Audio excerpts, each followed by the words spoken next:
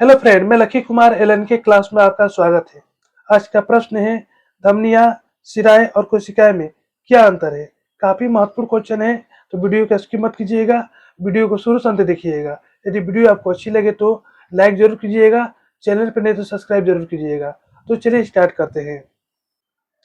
तो आज का प्रश्न है, धमनियां, सिराएं और कोशिकाएं में अंतर स्पष्ट कीजिए। ठीक है, अब देखिए, धमनियां जो होती है हृदय से ऑक्सीजन के रक्त को शरीर के अंगों तक ले जाती है। ठीक है, जबकि सिराएं जो होती है क्या करती है कि ऑक्सीजन रहित रक्त को हृदय में वापस लाती है। ठीक है, अब देखिए कोशिकाएं कार्य क्या है। ये धमनी और सिराएं के बीच रक्त का आदान प्रदान कार्य करती है। ठीक है, अब देखिए यहाँ पे लिखा है धमनियां। धमनियां जो थी फुफ्फुस धमनी को छोड़कर सभी धमनियां शुद्ध रक्त को हृदय से शरीर के अन्य भागों में ले जाती है। ठीक है, अब यहाँ पे देखिए, ये हो गया दायां आलिंद हो गया। ठीक है, ये हो गया बायां आलिंद, ये हो गया दायां निलय, ये हो गया बायां निलय। ठीक है, अब देखिए, अशुद्ध रक्त जो होता है कहाँ रहता है, दायां आलिंद रहता है। ठीक है, दायां आलिंद के बाद कहाँ जाता है, तो दायां निलय में जाता है। ठीक है, अब दायां निलय के बाद इस रास्ते से होते हुए अशुद्ध रक्त जो है यहाँ पर आकर शुद्ध हो जाता है। शुद्ध होने के बाद ये बाय आलिन में आता है। ये हो गया बाय आलिन, इस रास्ते से होते हुए ये बाय आलिन में आता है। ठीक है, उसके बाद ये बाया नीले में आता है। बाया नीले में आने के बाद इस रास्ते से होते हुए जो शुद्ध रक्त है पूरे शरीर में प्रवेश कर जाता है।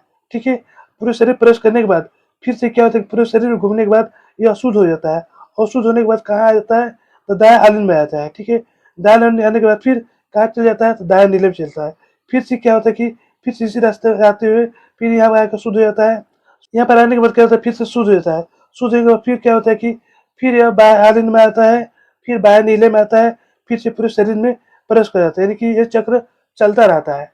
ठीक है, अब देखिए, धमनियां जो थी चौड़ी तथा मांस के अंदर गहराई में विद्यमान होती है। ठीक है, धमनियां जो थी चौड़ी यानी कि मोटी होती है तथा मांस के अंदर गहराई में विद्यमान होती है। ठीक है, ये रक्त वाहिकाएं है जो हृदय से रक्त को शरीर के अन्य भागों में ले जाती है। ठीक है, ये क्या करते हैं कि हृदय से, ये जो हृदय है, हृदय से क्या करते हैं कि शरीर के अन्य भागों तक शुद्ध रक्त को पहुंचाती है। ठीक है, अब देखिए, धमनियों की दीवारें क्या होती है, मोटी होती है और लचीली होती है, जो उच्च रक्तचाप को सहन करने की इसमें क्षमता होती है। ठीक है, धमनियों में रक्त का प्रवाह बहुत तेज से होता है। धमनियों में रक्त का प्रवाह जो होता है काफी तेज होता है और उच्च दबाव के साथ होता है। ठीक है, धमनियों में आमतौर पर शरीर गहराई में स्थित होती है। धमनियां जो होती है आमतौर पर शरीर की गहराई में स्थित होती है। धमनियों में वाल्व नहीं होती है। ठीक है, धमनियां ऑक्सीजन युक्त रक्त को हृदय से शरीर के बाकी अंगों तक ले जाती है। धमनियां जो होती है क्या करती है कि ऑक्सीजन युक्त रक्त को हृदय से शरीर के बाकी अंगों तक ले जाती है। ये लाल वाला जो हो हिस्सा हो गया, ये क्या हो गया, धमनी हो गया। ये क्या करता है कि ऑक्सीजन युक्त रक्त को हृदय से शरीर के बाकी अंगों तक ले जाती है। ठीक है, चलिए आगे देखते हैं। अब देखिए सिराएं, फुफ्फुस सिरा को छोड़कर सभी सिराएं अशुद्ध रक्त को शरीर के अंगों से हृदय की ओर लाती है। अब देखिए, ये हो गया आपका शुद्ध रक्त।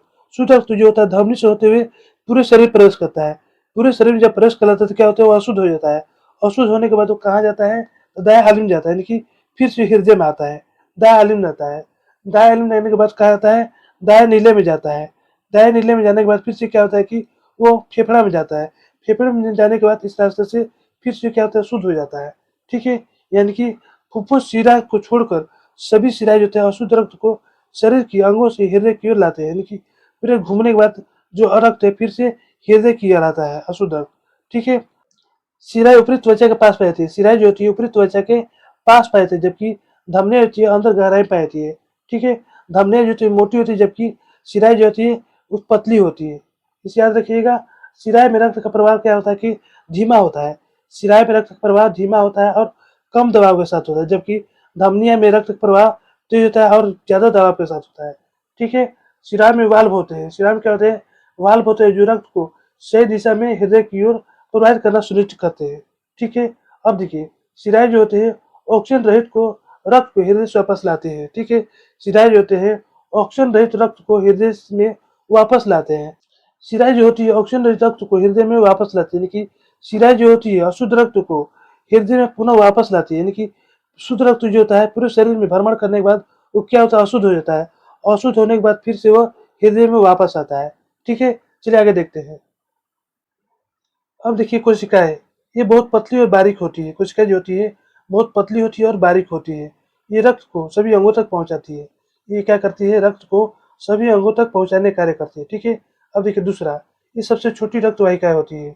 ये जो होती है सबसे छोटी रक्त वाहिकाएं होती है, जो धमनियों और शिराओं के बीच रक्त का आदान प्रदान करती है। ये क्या कार्य करती है? तो धमनियों और शिराओं के बीच रक्त का आदान प्रदान करती है। ठीक है। अब देखिए तीसरा, कोशिकाओं की दीवारें बहुत पतली होती है। ठीक है। कोशिका की दीवार जो होती है बहुत पतली होती है, जिससे ऑक्सीजन और पोषक तत्वों को पहुंचाया जा सके और कार्बन डाइऑक्साइड और अपशिष्ट उत्पादों को वापस रक्त में लाया जा सके। ठीक है। अब देखिए चौथा, कोशिकाएं शरीर के सभी ऊतकों में पाती है। कोशिकाएं जो होती है शरीर के सभी ऊतकों में पाती है। इसे याद रखिएगा। तो दोस्तों, ये हमारा वीडियो समाप्त होता है। यदि हमारी वीडियो आपको अच्छी लगे तो लाइक जरूर कीजिएगा, चैनल पर नए तो सब्सक्राइब जरूर कीजिएगा। धन्यवाद।